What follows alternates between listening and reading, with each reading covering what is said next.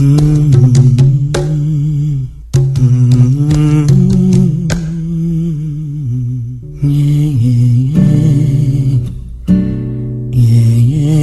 choro do A Rádio Mundial apresenta programa Umbanda Linda, falando sobre a magia da vida, com o sacerdote Alexandre Comino.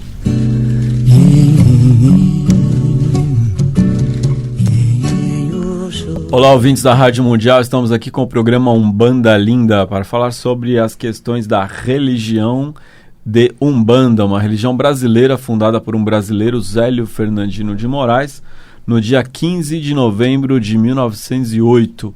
E hoje estou recebendo aqui meu querido irmão, dirigente, sacerdote espiritual, David Dias. Axé, meu irmão.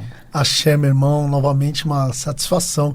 Gratidão imensa estar aqui hoje de novo. Muito Gratidão a minha da sua presença, e a gente continua aqui com a nossa conversa sobre mediunidade de incorporação na Umbanda e alguns temas do livro Médium, Incorporação Não é Possessão, o único livro que fala sobre o desenvolvimento mediúnico da incorporação na Umbanda, da Editora Madras, e desse autor incrível, Alexandre Comino. Esse autor incrível, que já escreveu aí 12 livros pela Editora Madras e que segue os passos do seu mestre, Rubens Saraceni, a quem eu peço a bênção aonde ele estiver por toda a eternidade. Então, David, o assunto é esse aqui, médium, incorporação não é possessão. E aí a gente tem aqui o primeiro capítulo do livro, quem não vem pelo amor, vem pela dor. E aí, mano? Olha só, eu estava pensando, no programa anterior a gente estava falando do real nome do desenvolvimento, falar do envolvimento mediúnico e tal. Eu acho que esse livro poderia chamar Médium, Manual de Sobrevivência. Ou Manual dos Primeiros Passos. Porque o que tem aqui não é dito em nenhum lugar. Muitas vezes o caboclo fala para você, filho, você tem que desenvolver. Mas o caboclo não vai ter o tempo de te explicar, olha, deixa eu te explicar, o processo mediúnico ocorre da seguinte forma, você precisa de determinação, dedicação, disponibilidade, disposição para... O caboclo não vai falar isso, então ele vai resumir tudo isso numa frase, você precisa desenvolver. Firma a cabeça. Firma a cabeça, deixa Firma a cabeça, filho. E aí... A pessoa fica pensando, né, mano? Como é que firma a cabeça? Hein? Segura a cabeça, deixa vir. Firme. Deixa vir, larga as pernas, cai no chão. Pá! Não era pra deixar vir. E geralmente são essas dúvidas que fazem você dizer, vim pela dor. Por quê? Porque eu não estava entendendo nada do que estava acontecendo comigo. Eu estava passando por um processo muito difícil e eu estou repetindo um discurso meu. Eu cheguei em tudo isso aqui, nessa realidade umbandista, eu cheguei pela dor. Né? E por que a gente fala pela dor? Porque a gente de fato não estava entendendo. E é muito sofrimento, né? Muito sofrimento, porque não tem explicação, né? Você mesmo nunca passou por aquilo e não consegue entender ou tirar forças, esclarecimentos de nenhum lugar. E é quando o guia chega e fala, você precisa desenvolver. É um drama, é um sofrimento, é um sei lá o que dá na pessoa, né? O próprio Zélio de Moraes é descrito, ele teve crises. Zélio de Moraes teve crises, a família usa esse termo, eu digo, é um termo técnico, crise, né? O que é crise, né? Ele passava mal, ele acordava no meio da noite, ele falava sozinho, ele ficava sonâmbulo, e ele tinha dores pelo corpo, foi levado para um padre exorcizar, não deu certo, foi levado para o médico, então ele tá louco, não deu certo, foi levado para a benzedeira incorporou um espírito, falou amanhã. E aí um certo dia ele diz, amanhã eu vou estar curado. E é levado, né, deve ser coisa de espírito, levaram ele na sessão espírita da recém-fundada Federação Espírita de Niterói, no fatídico dia 15 de novembro de 1908. Zélio de Moraes, que até então vinha sofrendo, ali ele incorpora um caboclo. O caboclo dá o nome de Caboclo das Sete Cruzilhadas, diz que vai trazer uma nova religião.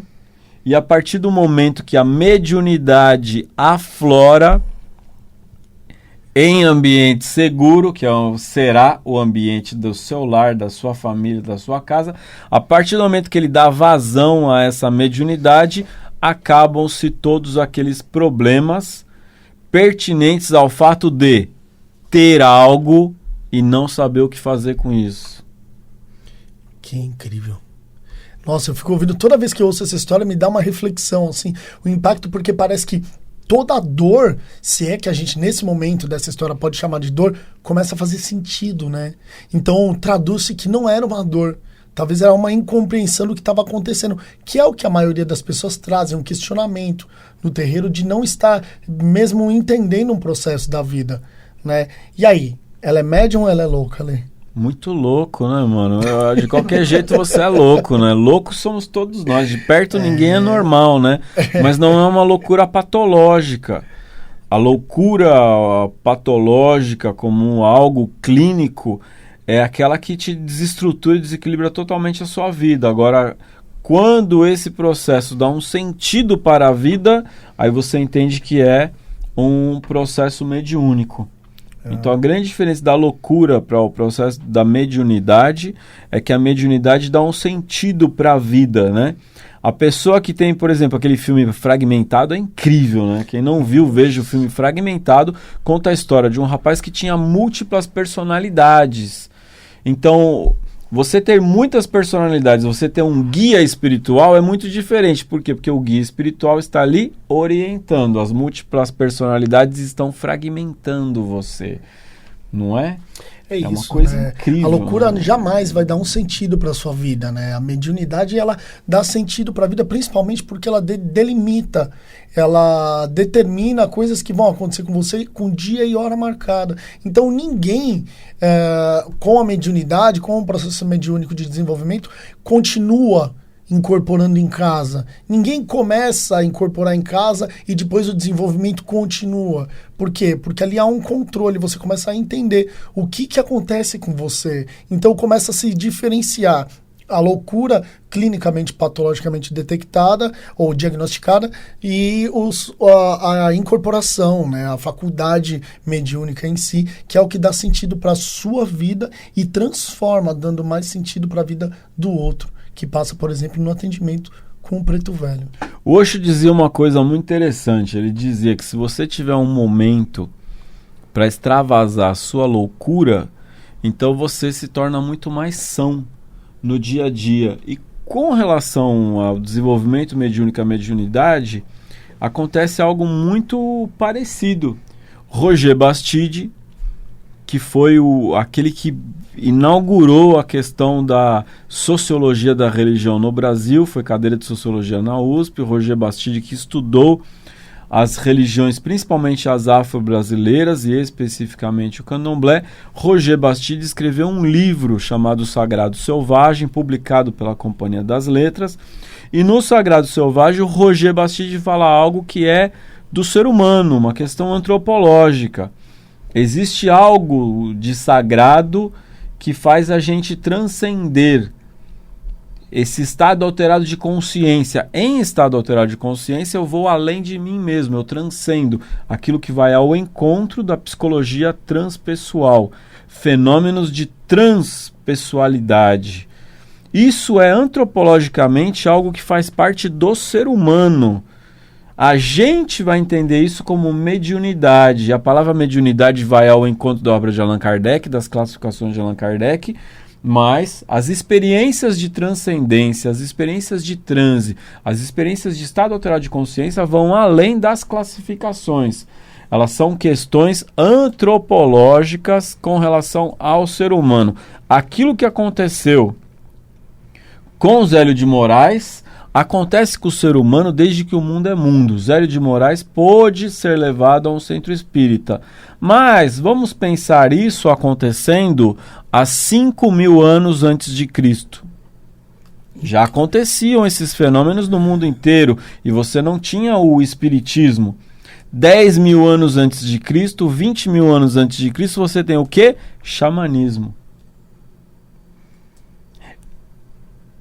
As dores de ter uma mediunidade e não saber lidar com ela são as mesmas dores do que foi chamado de doença xamânica. Então o que Zélio de Moraes tinha pode ser muito bem descrito como doença xamânica, que se cura no momento que o xamã encontra a sua missão, o seu chamado, no momento que ele é preparado, quando o xamã tem a experiência de estado alterado de consciência e ele encontra respostas, ele passa a ser um curador. Então, o médium também é uma forma de xamã. Ele passa por isso. E aí fala, quem não vem pelo amor, vem pela dor. Porque muitas pessoas veem a vida totalmente desestruturada no momento que a mediunidade surge. E aí eu tenho uma teoria sobre isso, que em todos esses anos, nessa indústria vital, a gente observa uma coisa muito interessante com relação ao ser humano. Esse ser humano, esse ser humaninho, o ser humaninho, quando esse ser humaninho começa a ter muitos problemas na vida e não consegue resolver, você não encontra saída, você não encontra resposta, a vida fica complicada e você não sabe mais como resolver, esse ser humaninho, ou de maneira consciente ou de maneira inconsciente, começa a procurar respostas num outro mundo. Ele fala, aqui ninguém pode me ajudar, nesse mundo nada funciona. Existe outro mundo, existe outra... Quem poderá me ajudar? E aí, às vezes é o inconsciente que puxa o gatilho. Que é o último recurso do ser humano que não sabe mais o que fazer da vida. Aquele gatilho é arrancado e ele entra num recurso de sobrevivência em busca de respostas além de si mesmo. E então ele passa a ter os ataques de Zélio de Moraes, ele passa a ter uma doença xamânica, ele passa a ter os primeiros sintomas da mediunidade de incorporação, que é tontura, é dor de cabeça, é passar mal, é incorporar em algum lugar. E aí ele pode ser encaminhado para a Umbanda, ele pode ser encaminhado para o Espiritismo, ele pode ser encaminhado para o Candomblé, ele pode ser encaminhado para o Tambor de Mina, ele pode ser encaminhado para o Catimbó, ele pode ser encaminhado para o Candomblé de Caboclo, ele pode ser encaminhado para a igreja evangélica neopentecostal, onde também tem manifestações, não é? Do Espírito Santo e também tem possessões e tudo isso, mas ele deve aprender a lidar com essa dimensão de transcendência. Então a incorporação, a mediunidade de incorporação, ela traz uma dimensão de transcendência no ser humano, e essa transcendência é um gatilho que se abre quando a vida está muito ruim e você não encontra respostas. Se não for consciente, o teu inconsciente começa a fazer isso. Isso é muito forte. Não é um fato? Isso é um fato. É humano. Exatamente. E eu passei, lá no terreiro veio uma pessoa, e não só uma, vieram já várias pessoas, só que teve um fato que me marcou, e o rapaz dizia assim, David, estou com um problema, e óbvio, a gente sempre procura algo ou alguém para projetar o nosso lado ruim, a nossa sombra. É aquilo, todo mundo quer ter um diabo particular. Né? Então ele dizia, eu tenho um problema muito sério, o qual eu não consigo parar de incorporar. Eu estou no meu trabalho, eu estou conversando com um cliente, eu incorporo. Eu estou dirigindo, tomando banho, eu incorporo. E aí a grande pergunta que mudou toda a história foi quando você falou para mim, David, faça isso e pergunte isso para ele. E aí semana seguinte eu voltei com ele e disse assim, meu amigo, como tá a sua vida? Foi a única pergunta, e aí ele se relutou um pouco, né? Procurando o quê? Porque ele queria uma receita mágica que não desse trabalho. Então a maioria das pessoas procura o quê? Faz aí um banho de erva pra mim, você que mexe com erva, faz um bate-folha pra mim, um banho de sal grosso, faz uma mandala aqui, me passa, me descarrega, chama o teu Exu, mas de fato a pessoa tem quase que uma preguiça, uma zona de conforto tamanha na vida que ela não consegue parar e olhar pra vida e falar, uau, acho que é momento de eu olhar para dentro e eu estou procurando a resposta da minha dor fora, aonde o que está mal resolvido está dentro. E quando quando puxa esse gatilho, e aí o inconsciente começa a dar sinais, uma válvula de escape, né? A vida clamando ali, gritando algo dentro muito forte. A pessoa para e olha para a vida, principalmente de frente com essa pergunta, né? Como anda a minha vida? O que está clamando aqui por socorro? Qual é o aspecto da minha vida que eu preciso dar atenção? E aí começa o envolvimento com você mesmo. A vida não tá ruim porque você é médium. A mediunidade eclode porque a vida tá ruim. Às vezes é o contrário. E alguém diz, tua vida não vai melhorar se você não desenvolver. Não é que a vida não vai melhorar, porque parece que a mediunidade é uma coisa ruim. Não é uma coisa ruim, é que a partir... Voltando a Roger Bastide no Sagrado Selvagem, ele diz assim: a partir do momento que tem hora e lugar para extravasar esse sagrado que é selvagem, ou essa mediunidade, ela para de acontecer fora de hora. No momento que para de acontecer fora de hora, então não vai mais acontecer na padaria, nem no McDonald's, não vai acontecer mais no cliente, nem dirigindo, né? Que para nós parece um absurdo. Pode até parecer uma coisa engraçada, mas para quem está passando por isso não é engraçado. Pois é. Né?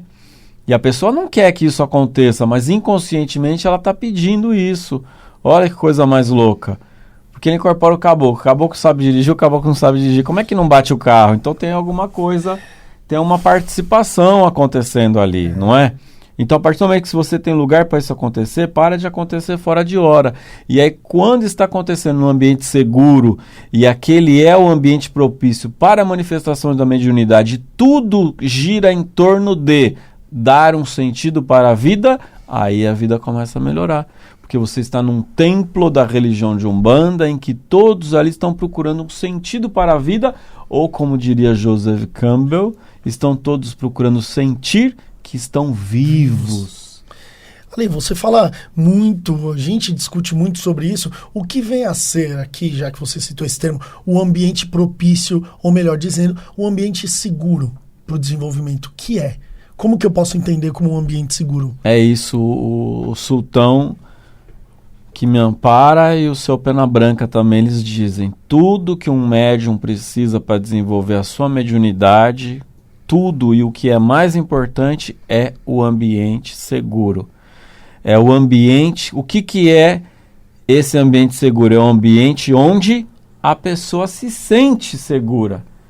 O que eu preciso para me sentir seguro? Eu preciso saber que ali dentro eu não estou sendo julgado. Eu preciso saber que tem olhos de amor cuidando de mim. Eu preciso saber que o outro não está preocupado com a minha vida. Eu preciso saber que as pessoas não estão ali dentro para fazer fofoca. Eu preciso saber que eu não vou ser exposto ao ridículo. Eu preciso saber que nesse ambiente eu não vou passar por constrangimento.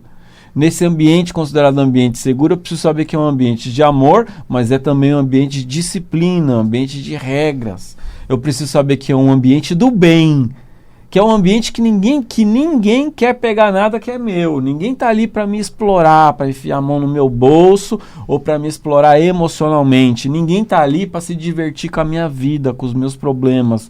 Um ambiente seguro é um ambiente onde eu posso dar vazão a essa mediunidade com menos preocupação. Eu não preciso ficar preocupado que alguém vai querer pegar alguma coisa minha ou que alguém vai me agredir ali dentro, fisicamente, ou verbalmente, ou emocionalmente, ou que eu vou passar uma situação de assédio. Isso é um ambiente seguro. Se houver um ambiente seguro, é mais importante do que 1000 firmezas, 1000 assentamentos. Não adianta fazer tudo quanto é amacia, lavagem de cabeça, ebó, firma vela, se o ambiente não for seguro. Se o ambiente é seguro, você não precisa de praticamente quase nada, porque olha o espiritismo. No espiritismo tem desenvolvimento mediúnico e lá no espiritismo não tem nada de ritualística. Não tem batizado, não tem firmeza, não tem assentamento, não tem amaci e a mediunidade desenvolve. Então, para a mediunidade desenvolver, não é o batizado que precisa, não é o amaci. Você não precisa, não é a guia no pescoço, não é a feitura de cabeça que precisa fazer para a mediunidade desenvolver, você precisa do ambiente seguro. E a pessoa que vem pela dor, esse momento mediúnico é um momento de muita fragilidade humana. E tudo que a pessoa precisa por isso que Rubens Saraceni criou os colégios de desenvolvimento mediúnico. É por isso que a gente tem curso no Colégio Mana Sagrada Pena Branca, no Ipiranga, de segunda-feira à noite, ou de quarta-feira à noite, ou de domingo, quarta-feira à noite e domingo, a partir de 2019. E também, nós estamos em São Paulo, no Ipiranga, e também em São Paulo, na Moca, de quinta-feira à noite, no Templo de Pai João de Angola. Também tem desenvolvimento mediúnico. Visitem os sites, dê uma olhada aí, Colégio Pena Branca, Templo Pai João de Angola, paijoaodeangola.com.br. o Instagram também, Pai João de Angola, Instagram Alexandre Comino. Você vai achar a gente, se você quer. Então isso é um ambiente seguro.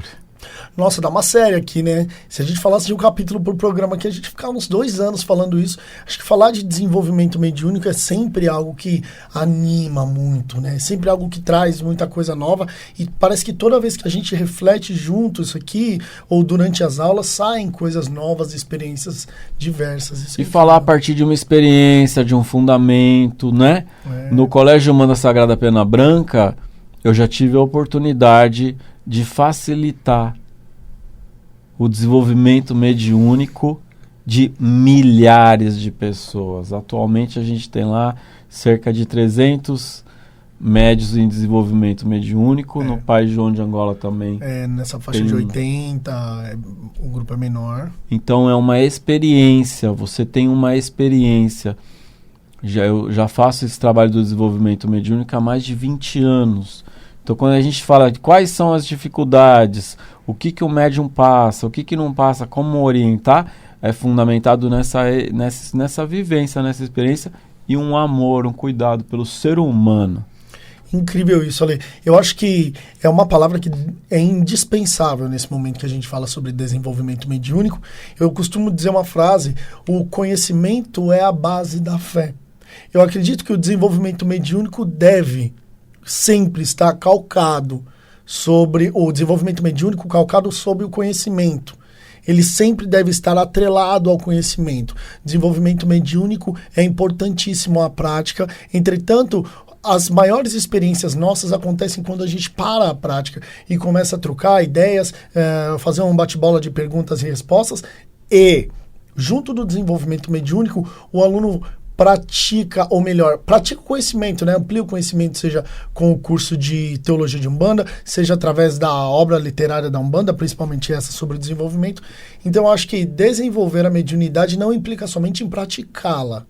Desenvolver a mediunidade implica também em conhecer a religião a qual se destina o desenvolvimento, autoconhecimento, e se você está na Umbanda, você tem um vasto material para entender como que essa mediunidade se manifesta, como que ela vai ser trabalhada em você, no terreiro e para o outro. O desenvolvimento mediúnico na Umbanda acontece dentro de um universo, de uma contextualização.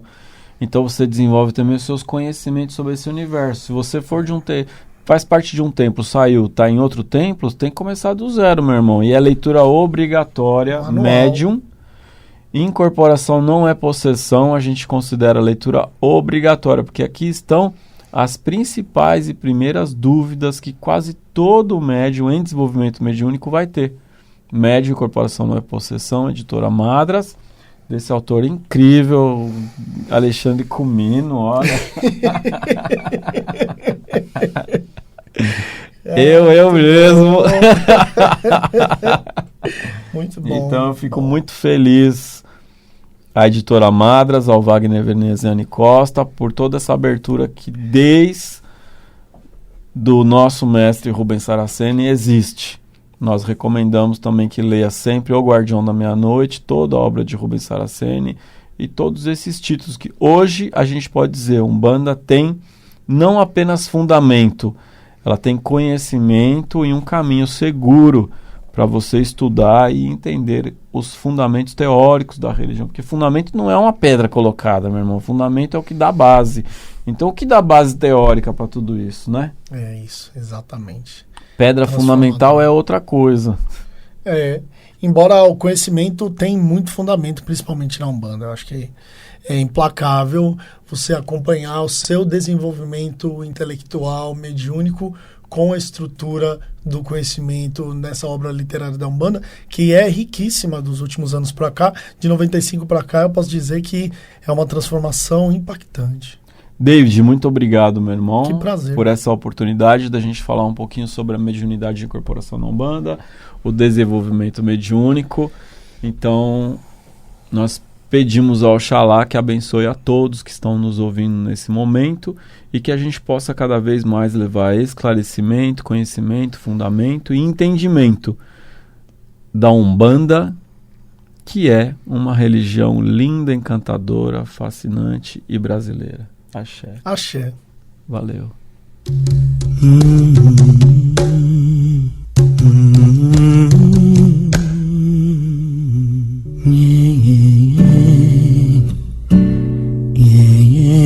O choro do A Rádio Mundial apresentou programa Umbanda Linda, falando sobre a magia da vida, com sacerdote Alexandre Cumino. o choro